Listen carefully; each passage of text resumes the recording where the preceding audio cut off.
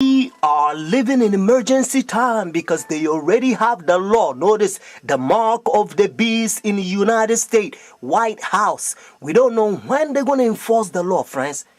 It's time for preparation because according to Revelation 13 and also the spirit of prophecy, whenever they enforce the law in the United States, every country also going to enforce the law. Friends, it's time for preparation.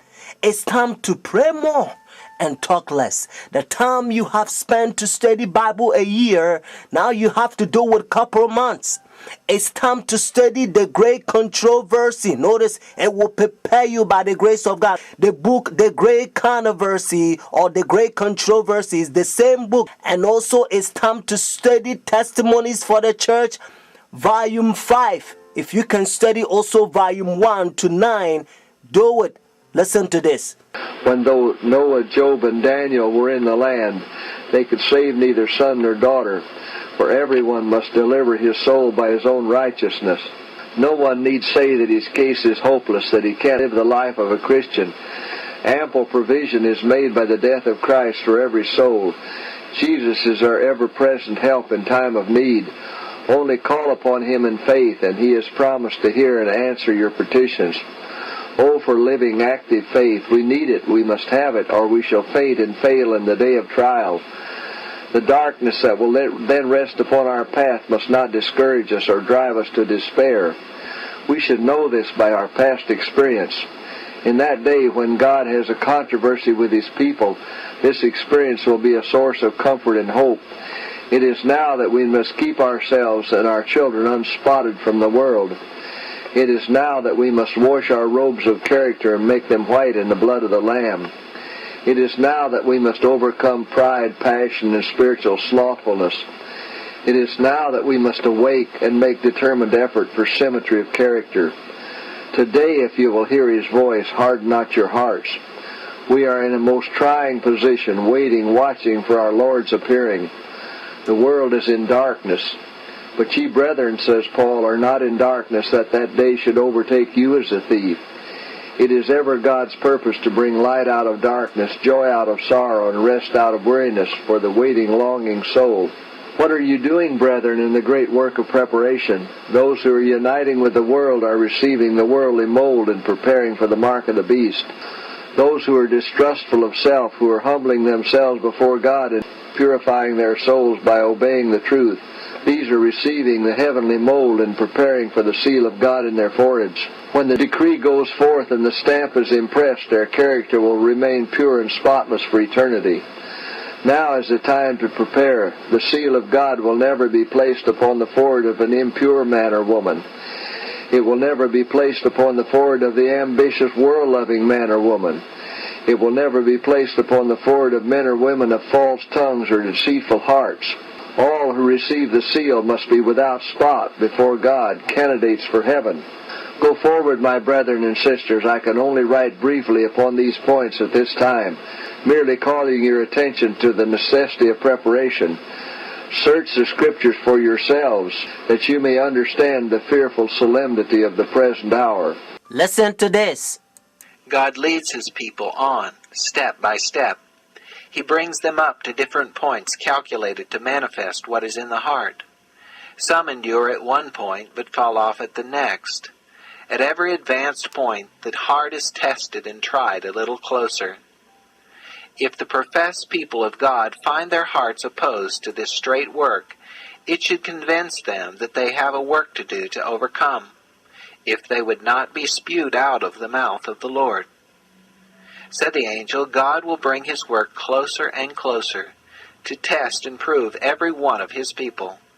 Some are willing to receive one point, but when God brings them to another testing point, they shrink from it and stand back, because they find that it strikes directly at some cherished idol. Here they have opportunity to see what is in their hearts that shuts out Jesus. They prize something higher than the truth, and their hearts are not prepared to receive Jesus. Individuals are tested and proved a length of time to see if they will sacrifice their idols and heed the counsel of the true witness. If any will not be purified through obeying the truth, and overcome their selfishness, their pride, and evil passions, the angels of God have the charge. They are joined to their idols. Let them alone. And they pass on to their work, leaving these with their sinful traits unsubdued, to the control of evil angels. Those who come up to every point, and stand every test, and overcome be the price what it may, have heeded the counsel of the true witness, and they will receive the latter rain, and thus be fitted for translation.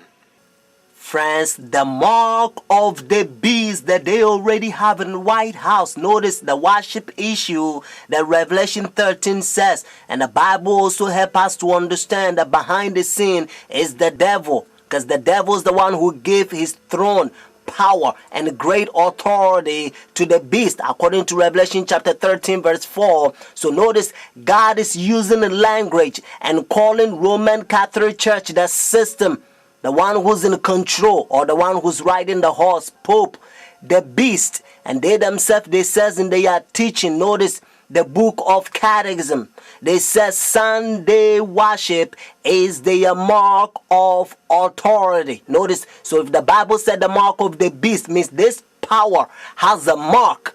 And they themselves, and again, says Sunday worship is the mark of authority. And according to Revelation chapter 13, whenever United States enforce the law, every country will also enforce the law, and everyone who will receive their Sun worship day, they're going to have the mark of the beast. Whenever the law it's in enforce, now it's not the mark of the beast, according to Revelation 13, unless the law it's in enforce. God help us to understand that when we lift the banner, notice, of the 3 angels message, we have to preach the Sabbath, notice, more fully, friends, because if you spend the rest of your life and you're preaching any other gospel that is not the present truth of the hour, friends, you know what? Whenever they enforce the law, all the people that you waste God's time and his money and preaching them something different than what God told you to preach, those people, they're going to have the mark of the beast, because it's deception.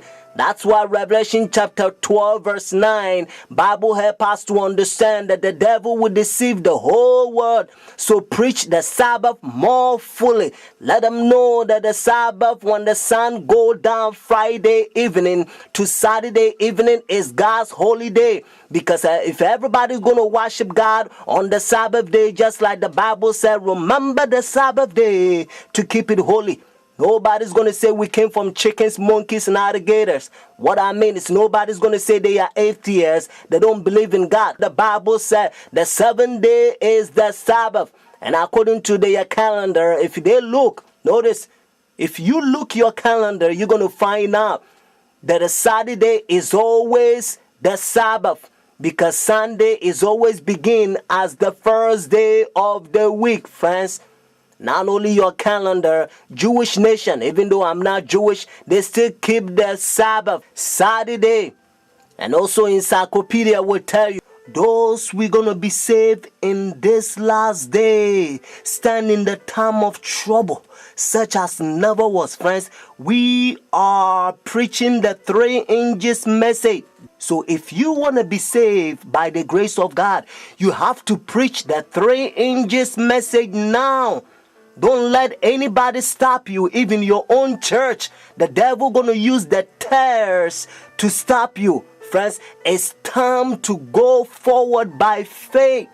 God told us and again, now the just shall live by faith. But if anyone draw back, my soul shall have no pleasure in him. We're not the one who draw back into prediction, but to the saving of the soul. If you want to know where you can get the books or to support God's faithful ministry, please do call me. My phone number is 856-503-5893. One more time, 856-503-5893. Get ready. Jesus Christ is coming. We only one step away from heaven.